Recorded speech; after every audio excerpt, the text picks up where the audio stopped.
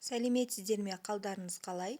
Бүгін қызымыз екеуміз барахолка базарына жол тарттық. Қызыма Гарри Поттердің кітаптарын және де еңбек сабағынан жіп алуға бара жатырмыз. Осының алдында Гарри Поттер и философский камень деген оқыған, енді қалған бөлімдерін көреміз, бар ма екен бүгін. Автобусқа отырып базарға да келдік.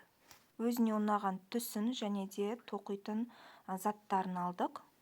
Содан соң тамақтануға кішкентай асханаға кірдік. Осы жердің тамақтары өте дәмді. Біз тұратын жер саяжай болғандықтан ба, иттер өте көп, қараусыз жүргендер жүруге қорқасын көшеде.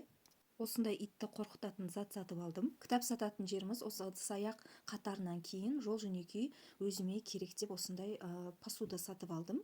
Бұрын кітап алатын кезде қаланың ішіне арнайы осындай кітап дүкендеріне барып алатын едім. Кейін базардың ішінде де кітап сатылатынын білдім. Сапасы қаладағы кітаптармен бірдей, бағасы арзанырақ. Бірақ көп таңдау жоқ, кей кездерде қалаға баруға тура келеді. Қызымыз деген Гарри Поттердің қазақшасы да, орысшасы да жоқ екен. Қазақшасы бар, ең соңғы бөлімдері, бірақ біз рет-ретімен оқиын деп алмай басқа кітаптарды алып кеттік орнына. Лапка деген ойыншық алдық. Өзі жабысқақ, білмем қанша рет алсақ та тоймай, тағы да біреуін алып қайтып бара жатырмыз. Үйге келіп тамақтың қамына кірістік.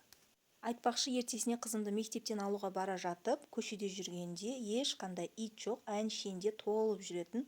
Басқа күндері итті де кездестірдім.